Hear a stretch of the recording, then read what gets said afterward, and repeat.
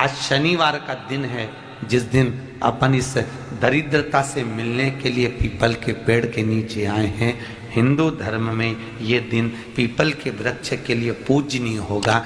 जो भी शनिवार के दिन पीपल के वृक्ष की पूजन करेगा, दूध चढ़ाएगा या मिष्ठान का भोग लगाएगा, लक्ष्मी और नारायण उसके घर में प्रवेश कर जाएगा।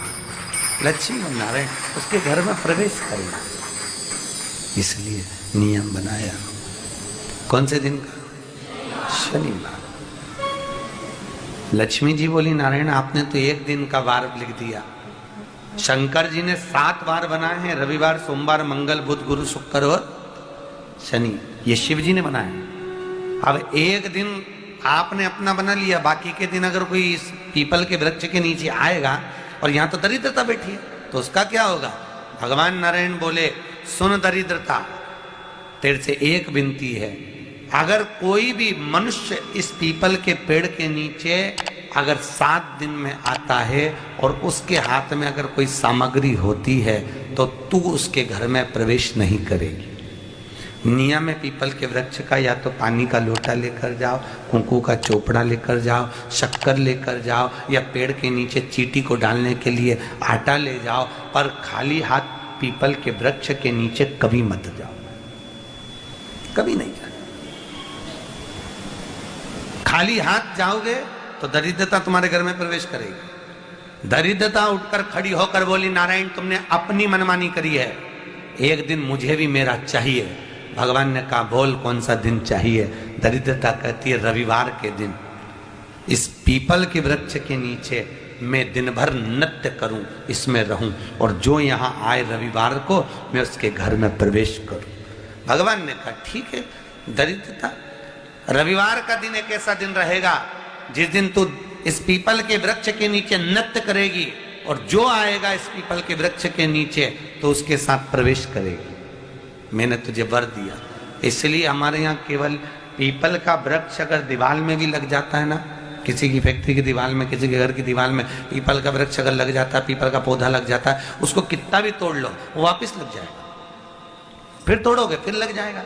अगर पीपल के पौधे को तोड़ना है तो केवल रविवार का दिन एक नींबू, एक मिर्ची और बमूल का कांटा, ये 3 चीजें रखने के बाद में आधे घंटे बाद रविवार के दिन पीपल के पेड़ को उखाड़ कर फेंक दो। दूसरी बार कभी पीपल दीवार में लगता ही नहीं, कभी नहीं लग सकता। केवल एक रविवार का, केवल एक संडे, इतवार का। घर में दीवारों पर अगर पीपल लग भी गया है, इसलिए पीपल के वृक्ष को उखाड़ने का, अगर घर में पीपल लगा हुआ है या पीपल का पौधा हमारे घर में लग गया, उसको उतारना, निकालना, लगाना, तो पीपल के वृक्ष को अगर निकाला जाता है तो रविवार के दिन, और अगर पीपल के वृक्ष को कहीं लगाया जाता है तो सोमवार के दिन या मंगलवार के दिन, बुधवार के दिन, इन दिनों में लगा सकते पीपल के वृक्ष कहीं लगाना। शनिवार का दिन एक ऐसा दिन होता है जिस दिन पीपल के वृक्ष को कहीं जाकर लगाया नहीं जाता, क्योंकि शनिवार के दिन पीपल के वृक्ष के नीचे लक्ष्मी रहती है। हम अपने हाथों से अगर पीपल का वृक्ष किसी दूसरी जगह पर शनिवार को रोपित करते हैं तो हमारे घर की लक्ष्मी अपने घर से छिन्न होकर चली जाती है। इसलिए शनिवार के दिन पीपल लगाया नहीं जाता, किसी के घर जाकर उसको वापस पलटा नहीं जाता। लग गया उसको डाल। प्रभु मेरी धर्म पत्नी को कहाँ रखूं आप बताओ? वो तो जहाँ यज्ञ होता है, अनुष्ठान होता है, दान होता है, पुण्य होता है, सत्कर्म होता है, वहां जाने को तैयार नहीं। अब करूं क्या? भगवान ने बोला, एक काम करो। दुर्वासा जी बोले, जिसके यहाँ रात्रि में बर्तन झूठे पड़े रहते हो उसके घर में इस दरिद्रता को लेकर तुम प्रवेश कर जाना। जिसके यहाँ रात्रि में बर्तन झूठे पड़े हो वहां लेकर प्रवेश कर जाओ। दूसरी जगह दुर्वासा जी बोले, जो स्त्री घर में दोपहर के समय पर सो रही हो उसके घर में इसको लेकर प्रवेश कर जाइए। जो स्त्री दोपहर के समय में घर पर सो रही हो, इस दरिद्रता को लेकर प्रवेश कर जाइए। तीसरा, जिसके यहाँ पर दरवाजे पर कांटे वाले पौधे लगे हों उस घर में इस दरिद्रता को लेकर प्रवेश कर जाइए। दरिद्रता, कितनी सुंदर बात कही है। दाता और विधाता, कौन कौन? दाता और विधाता। लक्ष्मी और दरिद्रता के सगे भाई हैं। कौन कौन? दाता और विधाता। दाता को फिटकरी प्रिय है, विधाता को नमक प्रिय है। ये दोनों हमेशा लक्ष्मी को और दरिद्रता को दोनों को समझाते थे, दोनों में प्रेम बढ़ाते थे। आज भी हिंदू धर्म की रीति है, यहां तो ठीक है, जिसके यहां पर भी अगर थोड़ी सी भी परेशानी होती है, थोड़ा सा क्लेश होता है, अशांति होती है, लक्ष्मी नहीं टिक रही हो, काम नहीं बन रहे हो, बहुत प्रयास करा जा रहा हो और हमारा कार्य नहीं होता, तो क्या करते हैं? फिटकरी और नमक को पानी में डाल देते हैं और घर में पोछा लगा देते हैं। आप लोगों ने आजकल फेसबुक पे भी पढ़ा होगा, व्हाट्सएप पे भी पढ़ा होगा। तो क्यों लिखा उसमें? उसका कारण ही केवल इतना है कि दाता और विधाता की प्रियता उसमें। माता ख्याति के जो 4 बच्चे हुए, इसमें जो 2 लड़के हैं, दाता और विधाता, उसकी प्रियता उसमें, उसकी पूर्णता उसमें। अब दुर्वासा जी बोले अपनी धर्म पत्नी को वहां लेकर, जहां कांटेदार पौधे लगे हों वहां पर लेकर प्रवेश कर जाइए। कांटेदार पौधों में उस दरिद्रता का निवास हो गया। कितना विचित्र कथा यहां वर्णन करी है। श्रीमद् भागवत के अंतर्गत जो वर्णन किया कि मृत्यु निश्चित है, रोग ऐसा शनि महाराज के कारण हो गया हो, अच्छे काम करते करते उल्टे हो रहे हैं, होते हैं किसी किसी के साथ में, विपरीत परिस्थितियां आ जाती है, अच्छा करने जाओ बुरा हो जाता है, अच्छा कर्म करने जाओ बुरा हो जाता है। तो पीपल के वृक्ष की जो छाल होती है, छाल देखिए, पीपल के वृक्ष में जो छाल लगी होती है, उस छाल को घिसकर चंदन बनाकर भगवान शंकर का स्नान कराकर, अभिषेक कराकर, पूजन कराकर, पूजन कराने के बाद में पिपलेश्वर महादेव का नाम लेकर, कौन से महादेव? पिपलेश्वर महादेव का नाम लेकर वो जो घिसी हुई छाल होती है, उस छाल का तिलक भगवान शंकर को लगा लो और उसी का थोड़ा सा भाग अपने कंठ पर, मस्तक पर लगाना प्रारंभ कर दो। धीरे धीरे जो विपरीत दशा है वो सुधरना प्रारंभ हो जाती है। पर नाम याद रखना, पिपलेश्वर। काशी में जो शिव जी की स्थापना कौन ने करी? काशी में जो शंकर भगवान बैठे उनकी स्थापना करी थी शनि महाराज ने। किसने करी थी? शनि महाराज ने। क्योंकि भगवान शनि महाराज को उनकी माता के द्वारा श्रापित हो गए और शनि महाराज कांपने लगे। शनि महाराज कांपते कांपते, मैं जाऊं तो जाऊं कहां, करूं तो करूं क्या? महाराज, शनि महाराज दौड़े और दौड़कर भगवान भोलेनाथ के पास पहुंचे। हे शंकर, त्रिकालदर्शी, कैलाशी, अविनाशी, कृपा करिए बाबा भोलेनाथ, कृपा करो। क्योंकि दुनिया में 33 करोड़ देवी देवता हैं जिनको शनि लग सकता है, केवल एक, किसको छोड़कर? शिव को छोड़कर। राम जी को शनि लगा तो 14 वर्ष वनवास चले गए। कृष्ण को शनि लगा तो मथुरा छोड़कर द्वारका चले गए। शनि लगा। हनुमान जी को शनि लगा तो गुफा में बैठकर राम राम जपना पड़ा। शनि सबको लगता है, केवल शनि नहीं लगता तो एक मेरे महादेव को, मेरे भोले बाबा को नहीं लगता। शंकर के पास में शनि आ गए। शनि ने आकर कहा, भोलेनाथ कृपा करिए बाबा, मैं बड़ा कष्ट में हूं, मैं करूं क्या? बाबा भोलेनाथ ने कहा, जा गंगा जी के तट पर काशी में जाकर एक शिवलिंग की स्थापना कर, उसकी आराधना कर और तेरा शरीर ठीक हो जाएगा, कष्ट नहीं भोगेगा। शनि महाराज ने काशी में जाकर शिव जी की स्थापना करी। आज भी नियम है, जिसको शनि लग जाता है एक काजल की डिब्बी ले लो और काजल की डिब्बी को 21 बार उतार कर उसको एकांत में जाकर, जंगल आदि में एकांत में किसी पेड़ के नीचे इतना सा खड्डा खोद कर उसमें काजल की डिब्बी को डाल दो और मिट्टी से पूर दो, उस व्यक्ति का शनि समाप्त हो जाता है। काशी विश्वनाथ का नाम लेकर काजल की डिब्बी को 21 बार उतार कर अगर काशी विश्वनाथ का नाम लेकर शनि वाले व्यक्ति को अगर पेड़ के नीचे दबा दे, शनि समाप्त, शनि उसको परेशान नहीं कर सकता। काशी कितनी मूलता, उस क्रम को देखिए। भगवान शंकर पर विश्वास रखकर एक एक पल, एक एक घड़ी, एक एक समय, एक एक नक्षत्र का शिव महापुराण में वर्णन है। यहां तक शास्त्र कहता है कि पीपल के वृक्ष की जब भगवान शिव रचना करे, पीपल के वृक्ष की जब रचना करी गई तो उस पीपल के वृक्ष में भी कौन सा समय किसका है ये शिव महापुराण वर्णन करती है। सुबह 4 बजे से लेकर 7:30 बजे तक पीपल के वृक्ष में ब्रह्मा जी का वासा होता है। 7:30 बजे से लेकर 10:30 पौने 11 बजे तक पीपल के वृक्ष में भगवान विष्णु का वासा होता है। 10:30 बजे से लेकर पीपल के वृक्ष में 11:30 बजे तक पितरों का वासा होता है।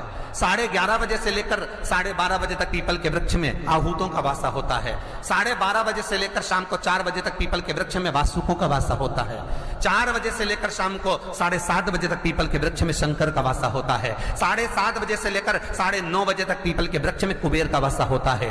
9:30 बजे से लेकर फिर कुबेर के वृक्ष में अन्य देवों का वासा चालू हो जाता है। इसलिए हमारा हिंदू धर्म कहता है, हमारे शास्त्र कहते हैं कि पीपल के वृक्ष को जब पूजा जाता है, पीपल के वृक्ष की जब पूजन करी जाती है तो सुबह 10:30, 11, ज्यादा से ज्यादा 11:30, ज्यादा से ज्यादा 12, उसके पहले पीपल के वृक्ष की पूजन कर लेना चाहिए। रात को कुबेर का वासा होता है, इसलिए पीपल के वृक्ष में दीपावली के दिन रात्रि को 8:30 बजे से लेकर 9:30 बजे के बीच में जो पीपल के वृक्ष के नीचे घी का दिया लगाता है उसके घर में कभी संपदा की कमी नहीं आती है, क्योंकि कुबेर स्वयं विराजमान होता है पीपल के वृक्ष के नीचे। क्यों? क्योंकि 11:30 बजे से लेकर 12:30 बजे तक पीपल के वृक्ष में पितरों का वासा रहता है, आहूतों का वासा रहता है, फिर वासुकों का वासा आता है। पितृ किसको कहते हैं? महाराज जो पूरी उम्र लेकर चले गए और उनके भीतर अभिलाषाएं बहुत थी, मैं ये भी करना चाहता हूं, मैं ये भी करना चाहता हूं, वो पितृ हो जाते हैं। आहूत किसको कहते हैं?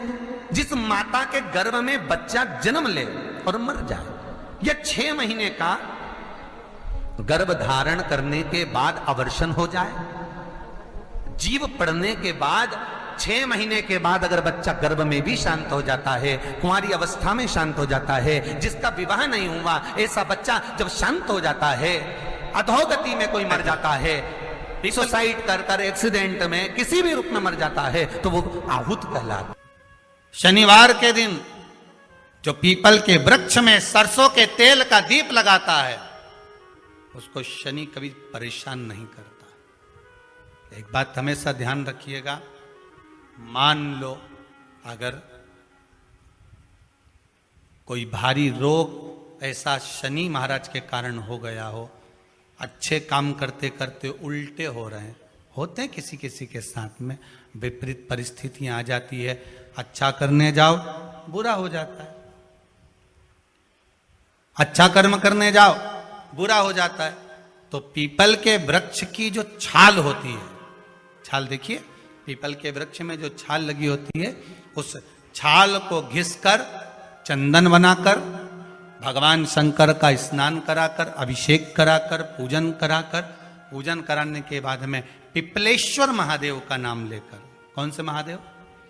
पिपलेश्वर महादेव का नाम लेकर वो जो घिसी हुई छाल होती है उस छाल का तिलक भगवान शंकर को लगा लो और उसी का थोड़ा सा भाग अपने कंठ पर, मस्तक पर लगाना प्रारंभ कर दो। धीरे धीरे जो विपरीत दशा है वो सुधरना प्रारंभ हो जाती है। पर नाम याद रखना, पिपलेश्वर। जन्म कितना भी दुख, विपदा, कष्ट सम्मुख में खड़ा हुआ हो, कितना भी दुख, पूंजी धन की अगर आपको कमी पड़ रही है और ऐसा लग रहा है कि मेरे पास में कुछ भी नहीं, हम तो यहां तक कहेंगे कोई मकान बना रहे हो, बेटी का विवाह कर रहे हो, बेटे का विवाह कर रहे हो, कोई अच्छा कार्य कर रहे हो, धन संपदा की भी कमती दिखे तो समय पर कांता भगवान का स्मरण कर, कांता चक्र का स्मरण कर, शिव और नारायण का नाम लेकर, एक बेलपत्र, एक शमी पत्र, एक श्वेत पुष्प, एक लाल पुष्प, दोनों हाथ में लेकर भगवान शंकर के अशोक सुंदरी के स्थान पर अगर समर्पित करा जाए तो संपदा की भी कमी नहीं आती। वो कांता चक्र के नारायण। यहाँ तक जो महापुराण की कथा करती है, अगर कोई विद्वत ब्राह्मण ने आपको बताया है कि आपके घर में पितृदोष है, कोई विद्वान ब्राह्मण ने बता दिया कि आपके घर में काल सर्प दोष है, कोई विद्वान ब्राह्मण ने बता दिया कि आपके यहाँ पर ये वास्तु दोष है, और इस दोष को मिटाना जरूरी है। कोई ने आपको बताया, उस समय पर हमें घबराना नहीं।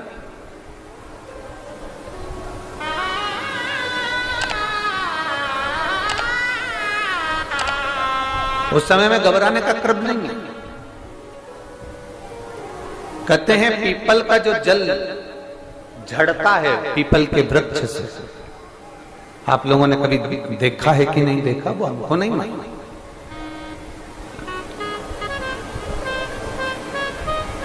कितना भी अगर कोई वास्तु दोष बता दिया, पितृ दोष बता दिया, काल सर्प दोष बता दिया, कितना भी अगर कोई दोष बता दे, तो पीपल का जो जल वृक्ष में से झड़ता है, कभी कभी आप उसके नीचे हाथ रख कर देखना, थाली रख कर देखना, उसमें पत्थर पर देखना, तो वहां पर भी पानी के निशान आपको मिलेंगे, बूंद के निशान मिलेंगे।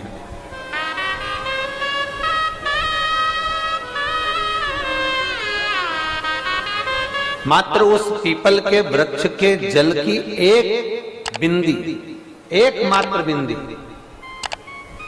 शंकर भगवान का जो शिवलिंग है, जलाधारी है, चरण है, गणेश कार्तिक का स्थान है, अशोक सुंदरी का स्थान है, और प्रत्येक जलाधारी में से पानी बीच में से आकर नीचे की ओर गिरता है, नीचे की ओर गिरता है। आप लोगों के स्मरण में हमने पहले भी बताया कि राइट में किसका स्थान है, गणेश जी का, लेफ्ट में कार्तिक के, बीच में अशोक सुंदरी। ये क्या है, पार्वती जी का हस्त कमल शिवलिंग, और ऊपर से जो जल एक एक बूंद शंकर जी के शिवलिंग पर गिर रहा है, वो शंकर जी की 5 लड़कियां जया, विषहरा, शामली बारी, दौतली और देव, शंकर जी की 5 लड़कियों एक एक बूंद पानी शिव जी पर गिरा रहा है। जहां जल नीचे गिरता है उस स्थान से जहां तक जल बहकर जा रहा है, उस स्थान तक 33 कोटि देवताओं का स्थान, 33 कोटि देवताओं का स्थान। अब जहां पानी आया, जहां नीचे गिरा, उसके बीच में जो स्थान होता है, आप लोगों ने देखा है कि नहीं देखा? जिनने देखा है जरा हाथ उठाओ। ये पानी जैसे यहां तक आया और यहां के बाद नीचे गिरेगा, तब वो नाली के माध्यम से बाहर जाएगा। तो जितनी दूर यहां से वो नीचे की ओर जो गिर रहा है, यहां से वो नीचे की ओर जो पानी जा रहा है, ये जो स्थान होता है, ये हमारे 3 दोषों को निवारण तुरंत कर देता है। एक हमारा पितृ दोष, एक हमारा काल सर्प दोष, और एक हमारा वास्तु दोष का निवारण ये तुरंत करता है। और ये तो हमने केवल आपको शिव महापुराण के माध्यम से बताया कि ये 3 दोष का निवारण कर देता है, पर यदि कभी आप ध्यान से लिंग पुराण को पढ़ेंगे, आप यदि लिंग पुराण को पढ़ेंगे और गीता प्रेस गोरखपुर की लिंग पुराण को लाकर यदि आप पढ़ते हैं, या गीता प्रेस गोरखपुर की शिव अंक को भी आप अगर पढ़ेंगे, उसका नंबर हमारे स्मरण में नहीं आ रहा है, शिव अंक को भी अगर आप पढ़ेंगे तो उसमें भी आपको वर्णन मिलेगा कि हम तो केवल 3 दोष का बता रहे हैं, पर हमारे शास्त्र तो यहाँ पर और भी दोषों का वर्णन कर रहे हैं। जैसे किसी ने बता दिया आपको शनि का दोष है, किसी ने बता दिया मंगल का दोष है, किसी ने बता दिया आपको केतु का दोष है, किसी ने बता दिया आपको राहु का दोष है, किसी ने आपको कह दिया कि बृहस्पति का दोष है, किसी ने कह दिया आपको ये वाला दोष है। दुनिया के जितने दोष